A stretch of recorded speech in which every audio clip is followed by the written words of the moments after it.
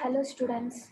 In the last class we have discussed about the introduction of non-aqueous titrations and also what are the indicators that we are going to use and the types of solvents. So today we will discuss about the acidimetry, alkalimetry in non-aqueous medium. So let's see the acidimetry in non-aqueous medium.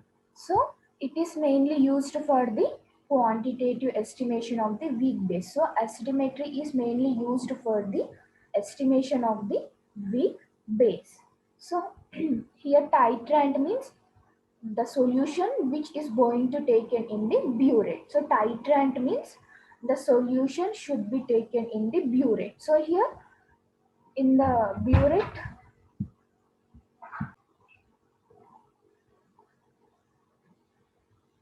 so in the burette, we will take the strong acid and it is a known concentration. For example, in the burette, we are going to take the perchloric acid. The titrant means the solution that we are going to take in the conical flask. So in the conical flask that we are going to take the weak base. So it is the unknown concentration. So the acidimetry means mainly it is used to know the concentration of the base. So here we don't know the concentration of the base. So means we have to find out the concentration of the base in the acidimetry. So here we have to take the titrant means the solution should be taken in the burette. Titrate means the solution should be taken in the conical flask. So in the burette that we have to take the known concentration. So in the burette we have to take the known concentration of the strong acid. In the conical flask we have to take the unknown concentration of the weak base. So if for example we are taking the acid as the perchloric acid and here the weak bases are alkali salts of organic acids, amines, heterocyclic nitro compounds. So examples are organic acids, amines, heterocyclic nitrogen compound. Heterocyclic means the structure containing the heteroatoms like nitrogen, oxygen, sulfur and the phosphorus are analyzed, and also drugs like morphine, acyclovir, caffeine, ephedrine we are going to estimate by using the acidimetry. So here acidimetry means it is used to know the concentration of the base by using the known concentration of the acid. So here in the burette we have to take the known concentration of the strong acid. In the burette we have to take the unknown concentration of the weak base. So solvents means we have to take the alcohol, chloroform, benzene, and also we can also able to take the acetic acid. So here we are going to take the solvents are alcohol, chloroform, benzene and acetic acid. Indicators are crystal violet, quinoline red and thymol blue. So indicators are crystal violet, quinoline red and thymol blue. So reactions, if you see the reactions here, when the base, see here this is the base, when it is reacted with the acetic acid CH3, COOH is the acetic acid. So here what will happen, one of the hydrogen here, see one of the hydrogen atom from the acetic acid is shifted towards the base to form the conjugate acid of base, and here CH3COO, the conjugate base will be formed. See here when the base reacted with the acetic acid CH3, COOH is the acetic acid. So here one of the hydrogen from the acetic acid is shifted towards the base to form the conjugate acid of the base, and here the base is formed. So the titrant reacts with the solvent and get promoted as follows. So titrant means the solution we are taking in the burette, that is the known concentration. Titrant means always we are going to take the known concentration in the burette. So that is perchloric acid. When it is reacted with the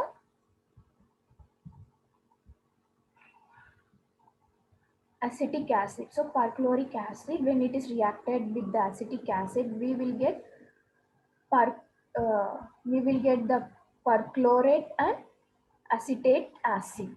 See here, when the perchloric acid is reacted with the acetic acid, so what will happen? From one of the hydrogen from the perchloric acid, it will shift it towards the acetic acid, and we will get the acetate and perchlorate. See here, one of the hydrogen from the perchloric acid is shifted towards the acetic acid to get the acetate and perchlorate. And the titration reaction with the conjugate base may we get this reaction.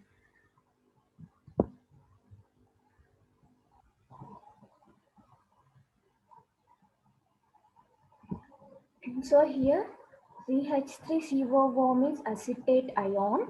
When it is reacted with the ethioic acid, so we will get the two molecules of acetic acid. See here, this is the acetate ion. Ethionate, CH3COOH2 is the ethioic acid. So when these two uh, chemicals will get mixed, means we will get the two molecules of acetic acid. CH3COOH is the acetic acid. And when the base is reacted with the perchloric acid, so one of the hydrogen molecule will shift it towards the base, and that we will get the perchloric acid.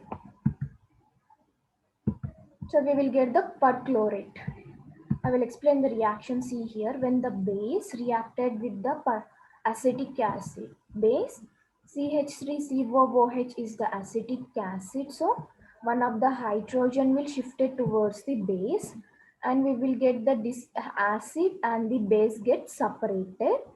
And here, when the perchloric acid HClO4 is the perchloric acid, when it is reacted with the acetic acid, we will get the one of the hydrogen here from the one of the hydrogen atom from the perchloric acid. See here, one of the hydrogen atom is there. It will shift it towards the acetic acid, and here we will get the ethioic acid, and perchlorate. ClO4 is the perchlorate. And when the acetate ion, CH3COO is the acetate ion, reacted with the ethioic acid, we will get the two molecules of the acetic acid. And when the base is reacted with the perchloric acid, so here one of the hydrogen will shift it towards the base, and here to form the perchlorate. So this is the reaction which is involved. So if you see here this setup, this is the conical flask, and this is the burette. See here, this is the burette and conical flask. So in the burette, we are going to take the known concentration. So known concentration we are going to take, that is a strong acid, perchloric acid. And here conical flask, in the conical flask that we will take the weak base. So we don't know the concentration of the weak base. And the indicators are crystal violet, quinoline red, and thymol blue. And the solvents are alcohol, chloroform, benzene, and acetic acid. Or we are maybe based upon what type of base we are taking, based upon that type we are going to select. It may be the alcohol or the chloroform or benzene or acetic acid. We should take the solvent. So in the burette, we are going to take the known concentration of the strong acid, that is perchloric acid. In the conical flask, we have to take the weak base, and the solvent like alcohol, chloroform, benzene, and acetic acid. And the indicators are crystal violet, quinoline red, or thymol blue. We are going to take in case of acidimetry titration. So preparation of the 0.1 perchloric acid. So how we can able to prepare the 0.1 normality of the perchloric acid? Let's see.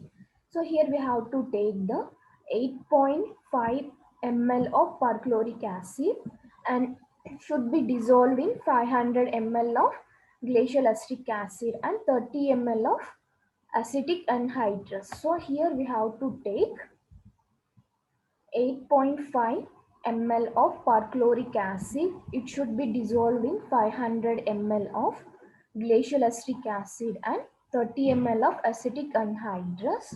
And we have to cool this solution and make up the volume with 1000 ml by using the glacial acetic acid. And the solution should be kept aside for 1 day for the excess acetic anhydrous combined with the water. So we have to keep the solution aside for the 1 day because the acetic anhydrous should completely mixed with the water, and the molecular weight of the perchloric acid is 100.46.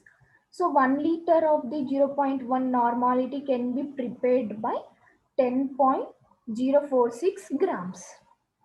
So here we have to take, first we have to prepare the 0.1 normality of the perchloric acid, right?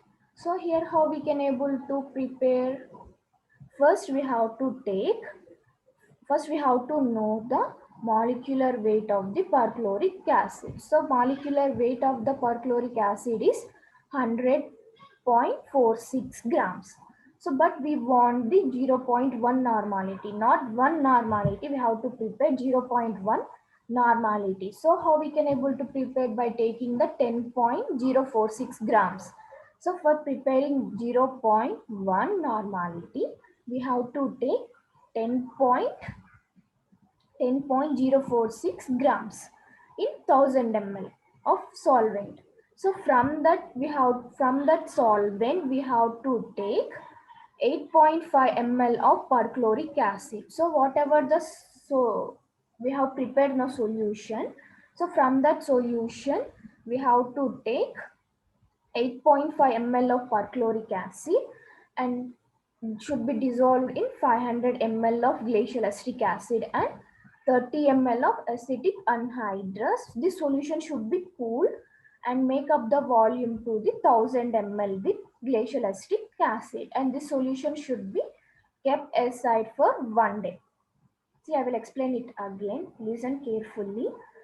So we have the molecular weight of the perchloric acid is 100.46. So, but we have to prepare for 0.1 normality, means we have to take 10.046 grams of perchloric acid should be dissolved in 1000 ml of solvent. So from this solution, we have to take 8.5 ml of perchloric acid and should be dissolved in 500 ml of glacial acetic acid and 30 ml of acetic anhydrous. So this solution completely it should be mixed and it should be cooled down.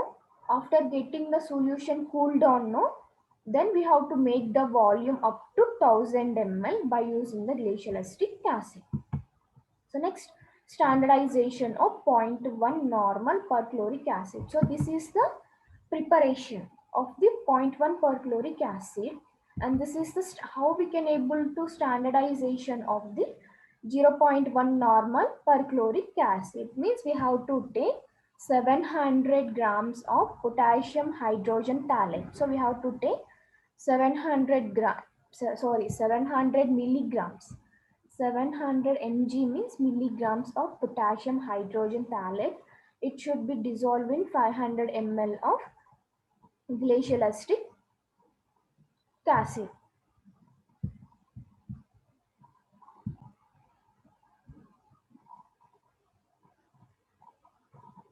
So we have to take the 700 milligrams of potassium hydrogen thalate and it should be dissolved in 500 ml of glacial acetic acid in the conical flask. So to this solution we have to add the 2 drops of crystal violet as the indicator. So we have to take 700 mg of potassium hydrogen thalate and 500 ml of the glacial acetic acid and 2 drops of the crystal violet solution in the conical flask. In the burette, we have to take the perchloric acid. So this perchloric acid is a known concentration and also the strong acid. So this perchloric acid should be taken in the burette, and this solution should be titrated with perchloric acid. So the color changes from the violet to emerald green color. See here, this is the violet color and this is the emerald green color. So here the standardization means we have to take 700 mg of the potassium hydrogen thalate. It should be dissolved in 500 ml of glacial acetic acid in the conical flask. To it we have to add the 2 drops of crystal violet, and so this total solution should be taken in the conical flask, and in the burette we have to take the perchloric acid. So this solution should be titrated by using the perchloric acid, and we will get the end point. The color changes from the violet to emerald green. See here in the burette. So this is the burette and this is the conical flask. So in the burette we have to take the strong acid, that is perchloric acid. In the conical flask we have to take the 700 mg of potassium hydrogen thalate and 500 ml of glacial acetic acid and crystal violet solution. And here we have to add the crystal violet as the indicator, and the color changes from the violet to emerald green. So if you see the reaction here, the potassium hydrogen thalate structure. This is the structure of potassium hydrogen thalate. When it is reacted with the perchloric acid, what will happen? One of the hydrogen atom from the perchloric acid is shifted towards the potassium hydrogen thalate, and here one of the potassium is there, no? K means potassium, so this potassium is shifted towards the perchloric acid to get phthalic acid and potassium perchlorate. See here, this is the structure of potassium hydrogen thalate, and when it is reacted with the perchloric acid, so the one of the hydrogen atom from the perchloric acid is shifted towards the potassium hydrogen thalate, and here one of the potassium is shifted towards the perchloric acid to get phthalic acid and potassium perchlorate. So see here, when the potassium hydrogen thalate is reacted with the perchloric acid to get phthalic acid and potassium perchlorate, the potassium from the hydrogen thalate is removed and it is replaced with the hydrogen from the potassium perchloric acid. So 1 ml of 0.1 normal perchloric acid is equivalent to 20.48 mg of potassium hydrogen thalate. So assay of the ephedrine hydrochloride. See how we can able to perform the assay of ephedrine hydrochloride. So we have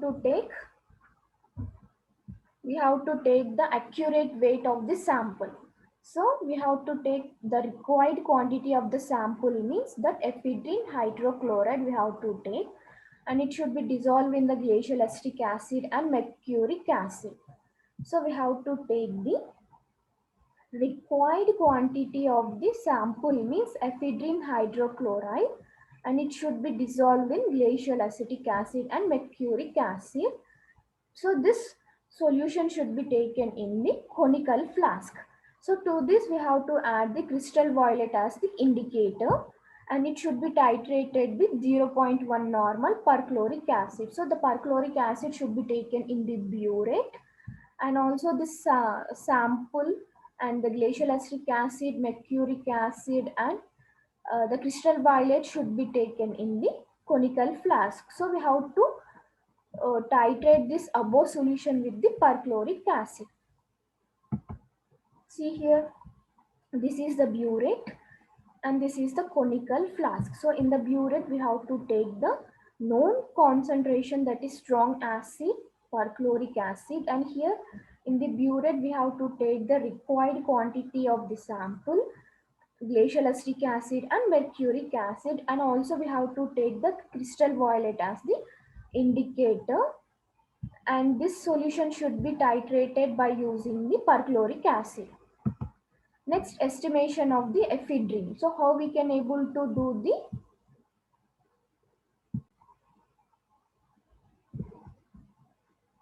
So next one is estimation of the ephedrine. So here we have to take the required quantity of the sample means ephedrine, and it should be dissolved in glacial acetic acid, and we have to add the crystal violet as the indicator, and it should be titrated by using the zero point 0.1 normal per chloric acid. Means here we have to take the sample, that is ephedrine and glacial acetic acid, and the crystal violet indicator in the conical flask, and in the burette we have to take the perchloric acid. So first we have to take in the conical flask, that is sample and glacial acetic acid and crystal violet solution, and in the burette we have to take the perchloric acid. So this sample solution should be titrated by using the perchloric acid. Next, estimation of the sodium benzoate.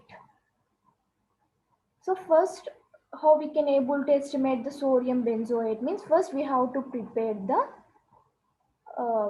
and standardize the perchloric acid. See here, first we have to prepare and the standardization of the 0.1 normal perchloric acid. So here we have to take 10.046 grams of perchloric acid in 1000 ml of solvent. So in previous slide I have explained the preparation and how we can able to standardize the perchloric acid procedure. So here also it is same.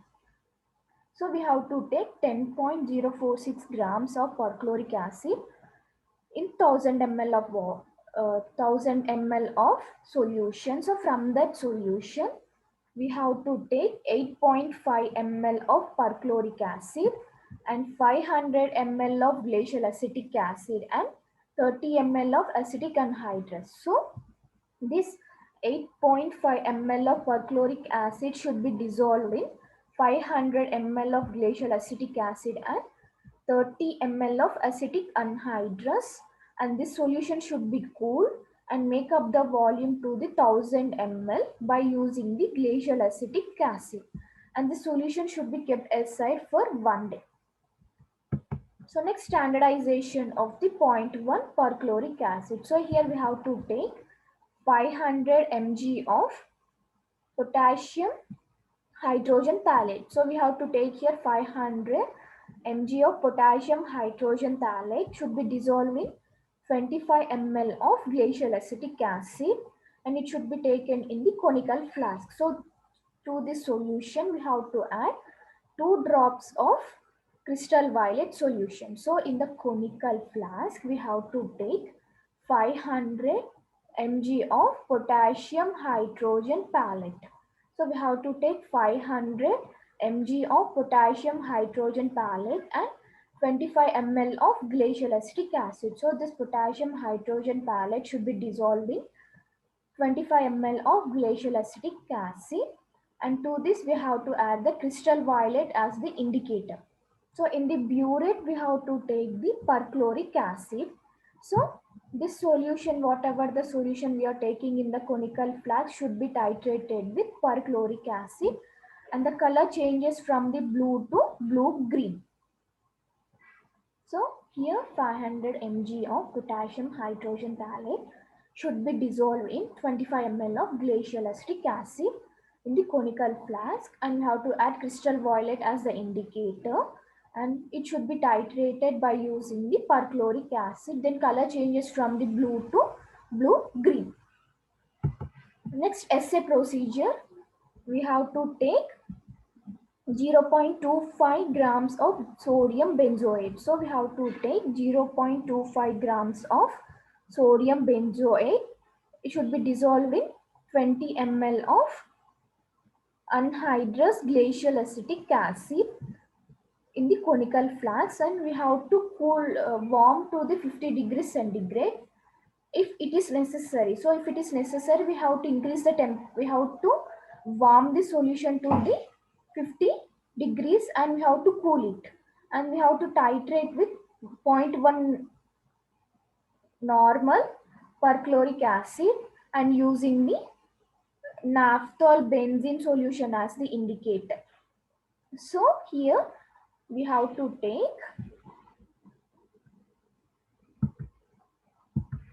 I said no, this is the estimation of the sodium benzoate. So here sodium benzoate is the sample.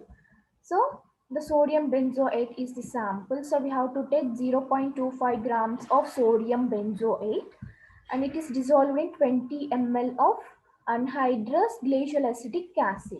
So we have to warm the solution to the 50 degrees centigrade and we have to cool. And also we have to add the naphthol benzene as the indicator, and we have to titrate by using the perchloric acid. And also we have to carry the blank titration. So blank titration means except the sodium benzoate. So we have to remove, we should not add the sodium benzoate, and remaining like 20 ml of glacial acetic acid and perchloric acid and naphthol benzene we have to use in the blank titration. So always in the blank titration that we should not take this sample. So here the sample is sodium benzoate. So we have to exclude the sodium benzoate in case of blank titration.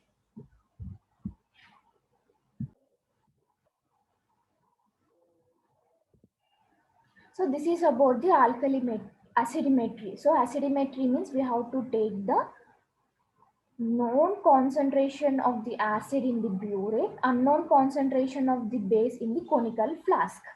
So it is mainly used to estimate the concentration of base. Acidimetry means it is used to know the concentration of the base by using the acid.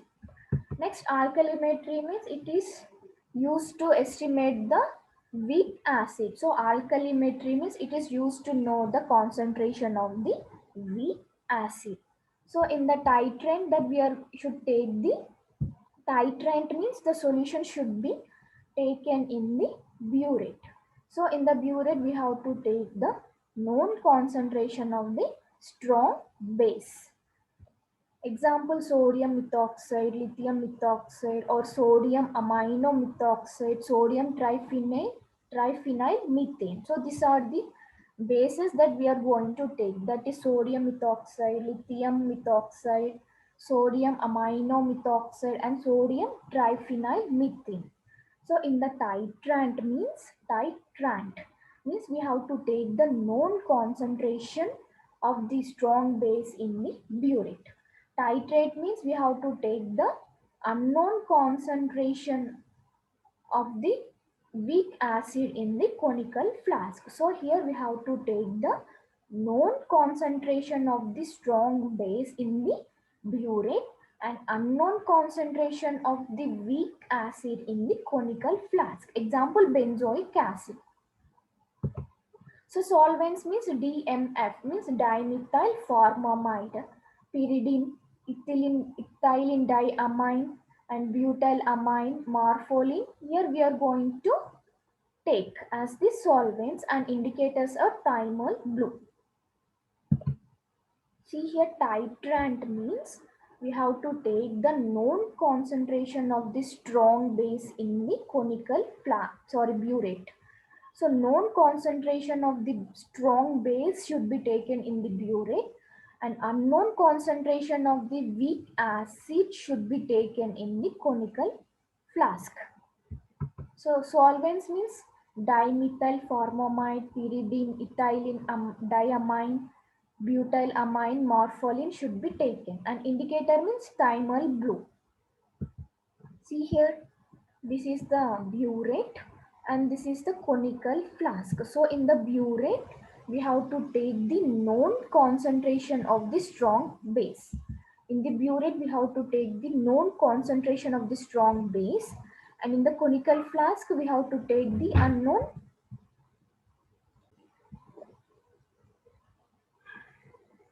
So in the conical flask, we have to take the unknown concentration of the weak acid, and the indicators are thymol blue, and also solvents are dimethyl formamide, pyridine, ethylene diamine, butylamine, and morpholine. So preparation and standardization of 0.1 normal sodium methoxide. So here we have to prepare and the standardization of 0.1 normal sodium methoxide. So here we have to take 2.5 grams of freshly cut sodium metal. So always remember one thing, the sodium metal should not directly mixed with or should not directly contract with the water. So the sodium metal always should not mixed with water because it may get explosion. So when the pure sodium metal, when it is reacted with the water, means it has the explosive in nature. So it is very dangerous when it is mixed with the water. So always we have to remember one thing, that it should not mixed with the water. So 2.5 grams of freshly cut sodium metal, and to it we have to add 150 ml of ice cold methanol. So this methanol should be cool to the, it should be cool, it should be kept in the cool temperature. So that methanol solution should be taken and present in one, so it should be taken in the 1 liter of volumetric flask. So here we have to take 2.5 grams of freshly cut sodium metal, and to this we have to add 150 ml of ice cold methanol should be taken in volumetric flask. So when the sodium metal get dissolved, and we have to sufficient quantity of the benzene should be added to make up the volume to the 1 liter. So here we are,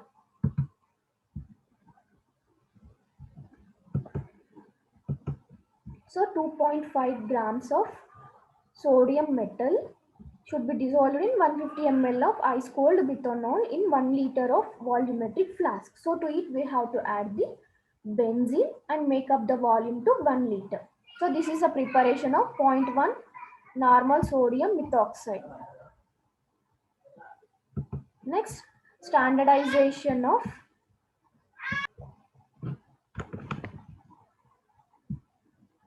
so next we have to prepare the standardization of zero point 0.1 normal sodium methoxide. So here we have to take 400 mg of benzoic acid. So we have to take first 400 mg of benzoic acid, and it should be dissolved in 880 milliliters of dimethyl formamide in a flask. So to this we have to add thimal blue as the indicator. So we have to take 400 mg of benzoic acid and 80 ml of the dimethyl formamide in the conical flask. So to this solution we have to add thimal blue as the indicator, and in the burette we have to take the sodium methoxide. So in the burette we have to take sodium methoxide, and this above solution should be titrated with sodium methoxide. The end point is blue color. Next, assay of the benzoic acid. So here we have to take required quantity of the benzoic acid, and it should be mixed with butylamine. So butylamine is the solvent. So required quantity of the benzoic acid should be mixed with the butylamine, and it is titrated by using the sodium methoxide. So this solution should be taken in the conical flask. So to this we have to add thimal blue as the indicator, and this sodium methoxide should be taken in the burette, and it should be treated with sodium methoxide. So applications means it is useful for the titration of weak acid or weak base. So mainly it is used for the titration of weak acid or weak base, and it is a simple qualitative and selective method, and it can be used for the titration of mixture of acids, and also the many organic acid which are not soluble in water can also dissolve in non-aqueous solvents. So it is mainly used for the titration of weak acid or weak bases. And also it is very simple qualitative and selective method, and also it is used for the titration of mixture of acids, and also the organic solvent, the organic acids which are not soluble in water can also soluble in the aqueous solvent. So these are the applications of non-aqueous titrations.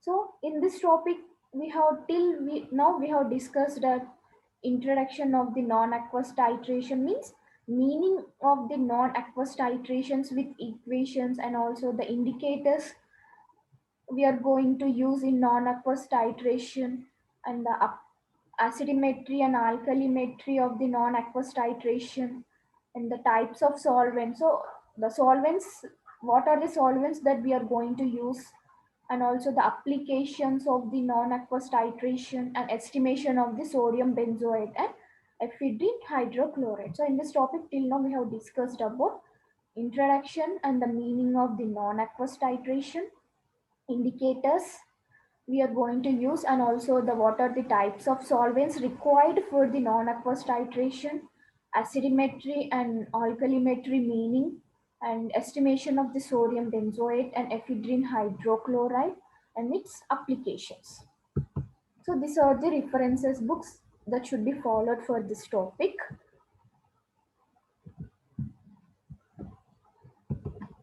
Thank you.